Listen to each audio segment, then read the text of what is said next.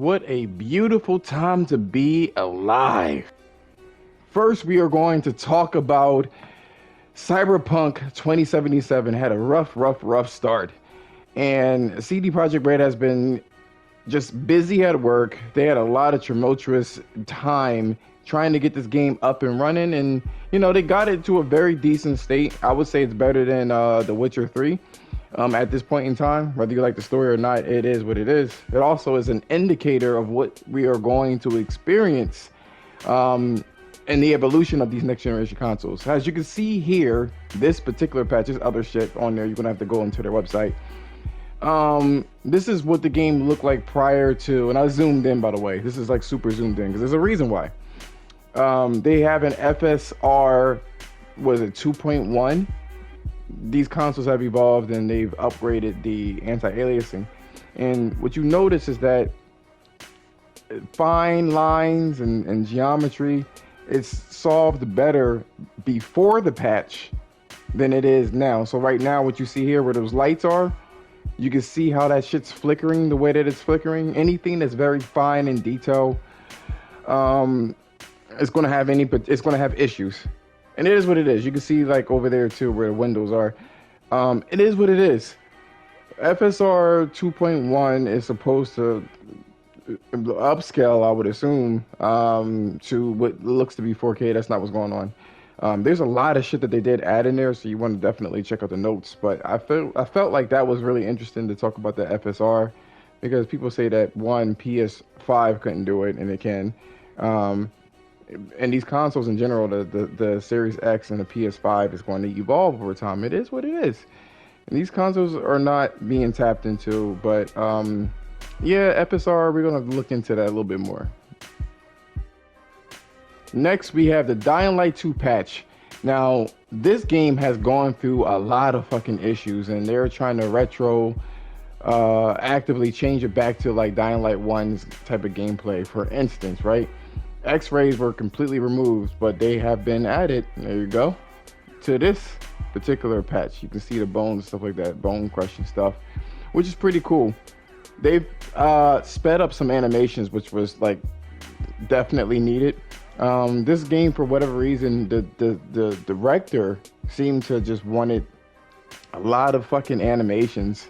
And these animations have to play out. It just made the game like completely slow and, to me, clunky, and just a pain in the ass to play. It's just not as fluid as the original one. Another thing that was a big issue from the community of Dying Light 2 is that darkness, the night, was just not dark enough. And they've gotten that criticism that it was too dark in Dying Light Part 1. Now they are going back and making that bitch dark. When you're playing this game before the patch, the fucking moon was so fucking bright, and it just lost its fear factor at night. So I've played a little bit of it just to see where I stood with this. And these are the two biggest notes. Yes, the darkness is back. The color grading as well, like the blood used to look like a purplish. It was kind of like nasty looking, like a purplish brown. Now they add a little bit more red to it, which is pretty cool. A lot of color changes. A lot more orange and more natural colors instead of being really colorful like it was before. So I will be playing this as soon as I'm done uploading this video. And just, over time, taking a look and seeing what kind of changes they have going on with this game. But the nighttime was definitely something that they needed to add in there. And then the X-rays, to make it feel punchier, they needed to add that as well. So I'm glad that they made these particular changes. Oh, and the weather effects is actually a little bit better as well. So I'll be taking a look. Horizon Forbidden West hate, and just the Horizon series. It's just, people just do not like the series, and it's just very interesting the fact that people just really can't stand this series, and I always wanted to know why. So the reason why I wanted to talk about this is because Sony is making some sort of show or an anime or something like that. They got multiplayer Monster Hunter type thing going on that's going to come out as well. And then just now, they just mentioned that there's a Korean developer that's going to make it a massive multiplayer online game. And people are just like, I'm sick of it. I'm like, there's only 2 games in a series, and they are 4, almost 5 years apart. Like, what is your gripe with this fucking game? I don't understand. Like, people are just stressed out for this game, and then they just give it unnecessary hate. And I think the reason why is because, just to keep this short, Horizon didn't have like a redemption arc or story. It came out the gate basically a very, very good game, unlike God of War, which people just never took it seriously. Uncharted, people, it was just like a generic Tomb Raider type game. And then all of a sudden, like, if you look at the history of it, people just, I don't know what it is. They really don't like this game. It's very funny that they just give this game a whole bunch of shit.